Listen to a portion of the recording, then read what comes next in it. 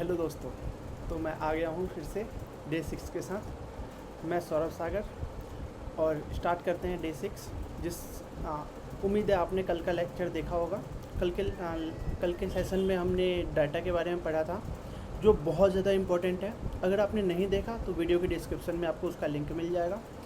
Data अगर आप समझ जाते हैं तो फिर आज की वीडियो में आपको अच्छे से समझ आएगी।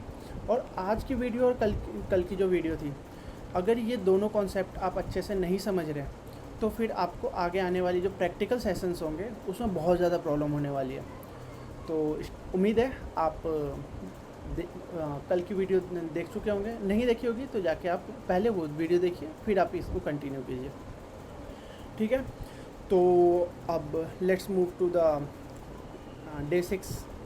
आज हम ये जानने की कोशिश करेंगे कि मशीन लर्निंग मशीन लर्निंग में जो मशीन होती है वो एक्चुअली लर्न कैसे करती है। लर्न करने के लिए आज का जो हमारा रोड मैप होगा और आज हम क्या क्या लर्न करेंगे उसको देखते हैं। हम जनरलाइजेशन के बारे में पढ़ेंगे, ओवर फिटिंग क्या होता है, अंडर फिटिंग क्या होता है, ट्रेनिंग जो हमारा डाटा होता है उसमें ट्रेनिंग डाटा क्या होता है, वैलिडेशन डाटा क्या होता है और टेस्टिंग डाटा क्या होता है। उसके बाद हम एक प्रैक्टिकल चैलेंज देखेंगे।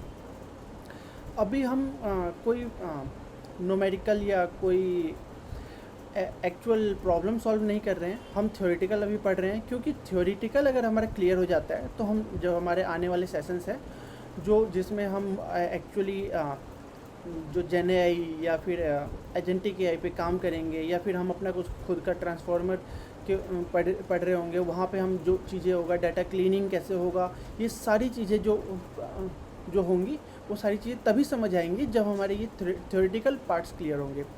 तो let's move to the generalisation. तो जनरलाइजेशन समझने के लिए सबसे पहले हम क्या करते हैं, एक छोटा सा एग्जांपल लेते हैं। जैसे पिछले एग्जांपल्स में हमने एक छोटे बच्चे का एग्जांपल लिया था जो कि अभी जस्ट अभी बॉर्न हुआ है और लगभग 6-7 महीने, 1 साल, 2 साल का है, और वो अभी लर्न करना स्टार्ट कर रहा है, चीज़ों को समझना स्टार्ट कर रहा है वन बाय वन। तो हमने यहाँ पे वही एक एग्जांपल लिया कि एक बच्चा है जिसको हमने 1000 मैंगो की फ़ोटोज़ दिखा दी हैं।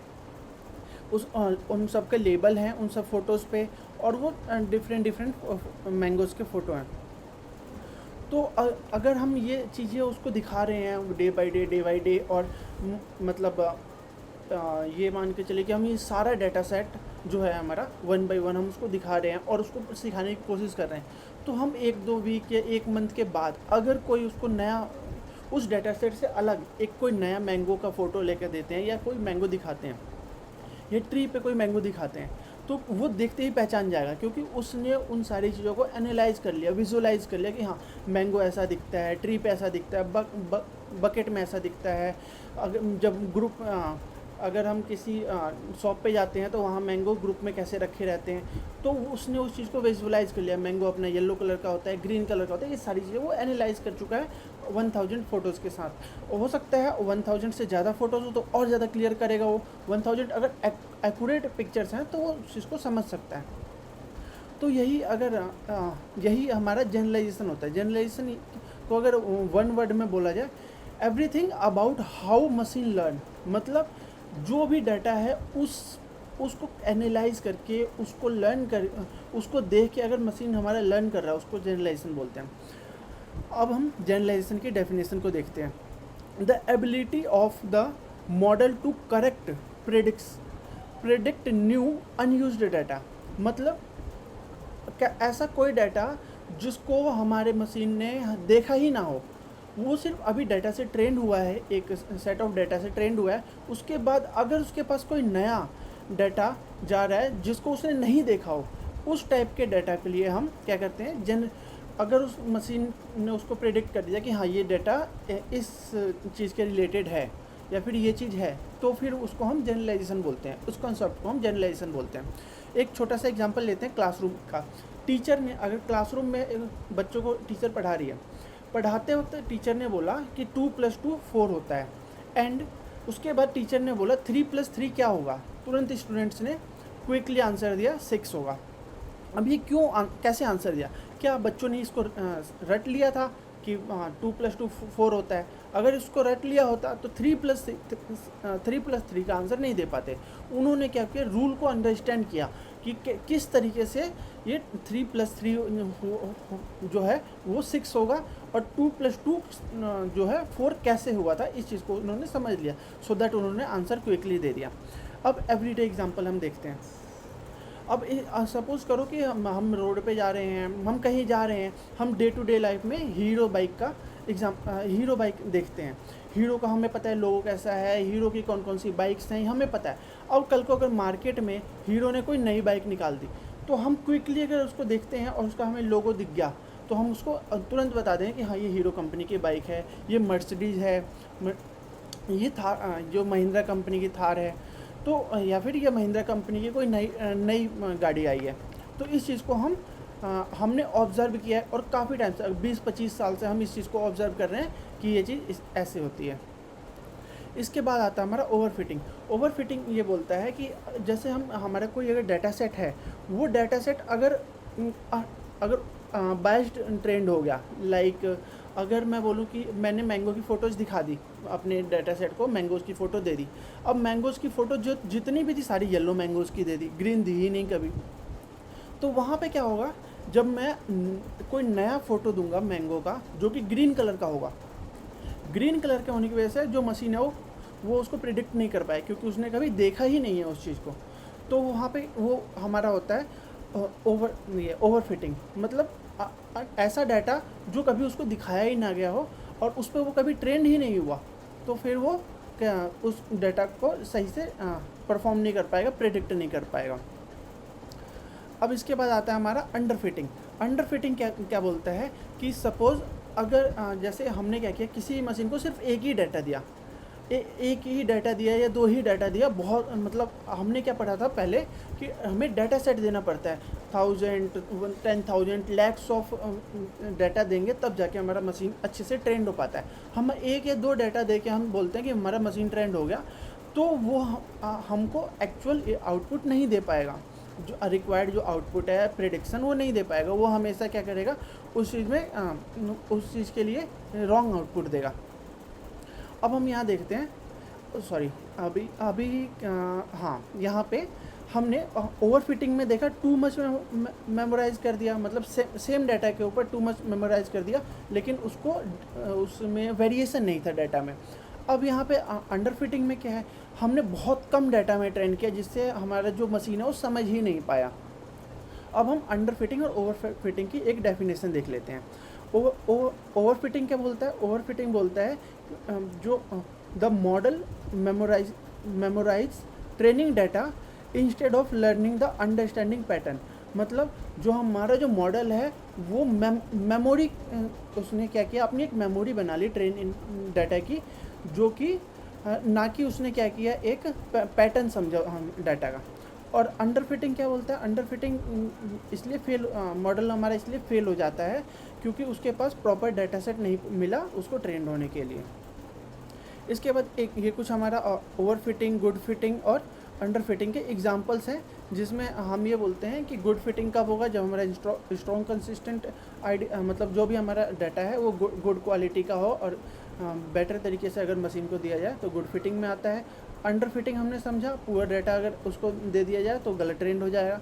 और ओवरफिटिंग में क्या होता है, जब हमारा बायस्ड डाटा मशीन को दिया जाता है तो वो रियल डाटा के ऊपर काम नहीं कर पाता। इसके बाद हम समझते हैं why we never test on training data. मतलब अब क्या है कि हमारे पास सपोज करते हैं कि दो तरीके के डाटा है, डाटा सेट है हमारे पास, और डाटा सेट में हम क्या करते हैं, डाटा को अलग अलग लेवल्स में डिवाइड करते हैं। उसको पहले हम वो समझ लेते हैं। डाटा को हम अलग अलग सेट्स में डिवाइड कर लेते हैं। इसमें क्या होता है कि जो हमारा ट्रेनिंग डाटा होता है, सपोज़ करो कि हमारे पास 10,000 मैंगोज़ की इमेजेस है। अब उसको हमें स्प्लिट करना होगा ट्रेनिंग डाटा में, वैलिडेशन में और टेस्टिंग डाटा में। ट्रेनिंग डाटा बोलता है कि जो हमारी मतलब ट्रेनिंग डाटा वो डाटा है जिससे हम मॉडल को ट्रेन करते हैं। अब वैलिडेशन डाटा वो डाटा है जिससे हम वैलिडेट करते हैं कि हमारा जो मॉडल है वो सही से ट्रेन हुआ या नहीं हुआ। अब इसके बाद ट्रेनिंग हो गई, वैलिडेशन हो गया, अब क्या करेंगे, हम मॉडल को टेस्ट करेंगे तो जैसा कि हमने ये देखा कि डाटा जो हमारा किस तरीके से डिवाइड हो गया, हमारा जो डाटा सेट है वो किस तरीके से डिवाइड हो गया ट्रेनिंग डाटा में, वैलिडेशन डाटा में और टेस्टिंग डाटा में। अब हम वापस चलते हैं अपने एग्जांपल के ऊपर। सपोज़ अगर जैसे हमारा पहला एग्जांपल है ये कि जो हमारा जो मतलब हमें एग्जांपल में ये देखना है कि जो हमारा डाटा है, अगर सारा डाटा जो हमारा ट्रेनिंग डाटा है वो सारा टेस्टिंग डाटा क्यों नहीं हो सकता।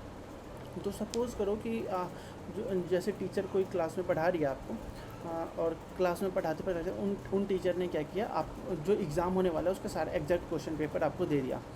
तो अगर एग्जैक्ट क्वेश्चन पेपर दे दिया आपने, उसको सारा जो है वो सारे के सारे आंसर लर्न कर लिए, और उसके बाद आपने एज इट इज़ उसको क्या किया, उस आंसर को एग्ज़ाम में लिख दिया।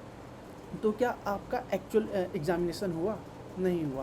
क्यों? क्योंकि आपने एक लिमिटेड सेट ऑफ डाटा के ऊपर काम किया, आपने उसको पढ़ लिया, याद कर लिया और आपने उसको लिख दिया। तो ये डाटा जो हमारा ये बायस्ड हो गया, आप एक्चुअल में कुछ समझे ही नहीं कि क्या करना है। ऐसे ही अगर हम एआई का एक एग्जांपल देखें तो यहाँ पे क्या है कि एक मॉडल है जो कि किसी डाटा के ऊपर ट्रेंड हो रहा है, डाटा सेट के ऊपर ट्रेंड हो रहा है। If a model is tested on a data already trend, highly accuracy provide proves nothing. अब इसने क्या बोला कि जो एक हमने डाटा सेट दिया, डाटा सेट क्या है, 100% डाटा सेट दे दिया और डाटा सेट को उस पर हमने मॉडल को ट्रेन कर दिया। उसी में से कोई डाटा निकाला हमने और बोला कि ये क्या ये डाटा है सही, तो मॉडल क्या बोलेगा, हाँ बिल्कुल सही डाटा है, क्योंकि हमने उसको डिफरेंट डाटा दिया ही नहीं। अब जैसे मैंगो वाला केस समझते हैं, मैंगो वाला जो हमारा एग्जांपल था कि हमने क्या किया, अपने डाटा को सिर्फ येलो मैंगो से ट्रेन कर दिया। तो हमारा जो डाटा ने क्या किया, मेमोराइज़ कर लिया कि हाँ इसका कलर तो सिर्फ मैंगो ही हो सकता है, ग्रीन नहीं हो सकता, रेड नहीं हो सकता। तो अगर हम ग्रीन या रेड लेके जाएंगे तो क्या वो फेल हो जाएगा वहाँ पे। तो इसी तरीके से अगर हम सारा का सारा डाटा सिर्फ इसमें ट्रेनिंग के लिए दे देंगे तो वो गलत हो जाएगा।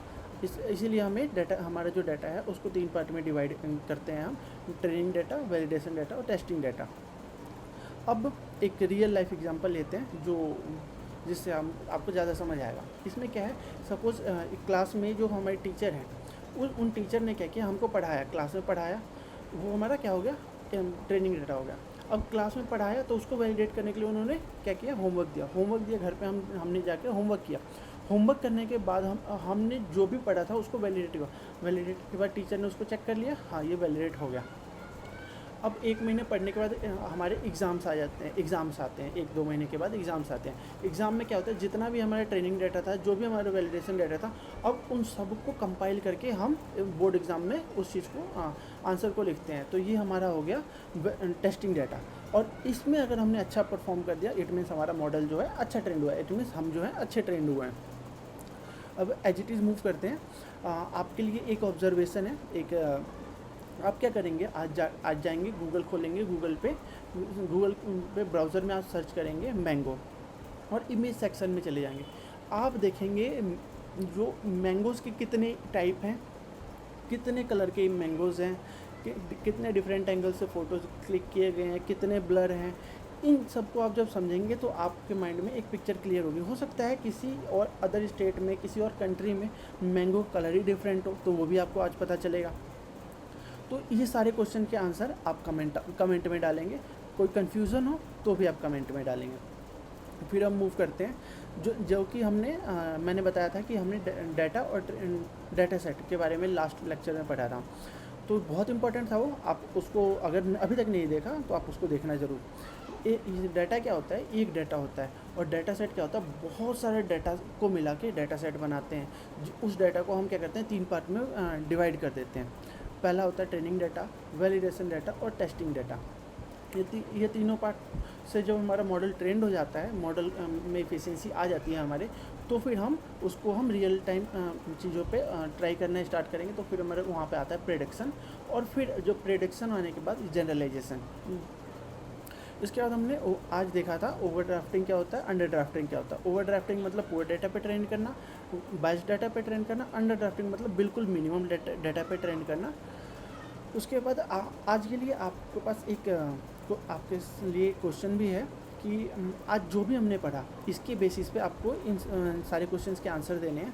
क्वेश्चन ये है कि आपको एक resume shortlisting AI tool बनाना है, जिसमें क्या होगा कि आपके पास 1000 ऑफ इमेजेस होंगे और 1000 ऑफ रिज्यूम्स होंगे और उसमें आपको सेलेक्ट करना है कि इसमें ट्रेनिंग डाटा क्या होगा, वैलिडेशन डाटा कैसे होगा और टेस्ट डाटा कैसे होगा। उसके बाद अगर हमारे मॉडल ने सिर्फ आईआईटी कैंडिडेट्स को ही सेलेक्ट कर लिया तो क्या होगा, अगर हमारे मॉडल ने सारे जो कैंडिडेट्स हैं सबको ही रिजेक्ट कर दिया तो ये किस कंडीशन में फॉल करेगा। इसका आंसर आप कमेंट में बताओगे मुझे।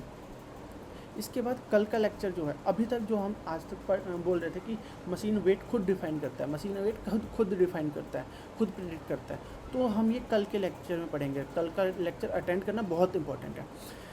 जैसे डाटा के बारे में हमने पढ़ा, आज हमने पढ़ा जनरलाइजेशन के बारे में, over drafting, under drafting.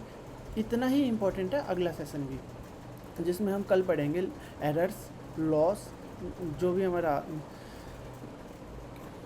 Guarantees होंगे इसके, और मतलब एरर आएगा, उसको एरर हो सकता है हमारे मॉडल में, लॉसेस हो सकते हैं, एरर जो हमारा मॉडल ट्रेंड हुआ उसकी गारंटीज़, और उसका जो हमारा वेट अपडेट कैसे होता है।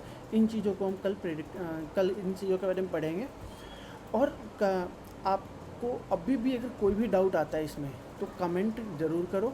कमेंट करोगे तो मैं आपका रिप्लाई दूंगा, और अगर कमेंट में रिप्लाई नहीं हो पाया तो मैं ट्राई करूँगा कि नेक्स्ट सेशन में उस चीज़ को कवर कर लूँ जहाँ पे भी आप फंस रहे हो। Thank you so much, happy coding. फिर मिलते हैं कल।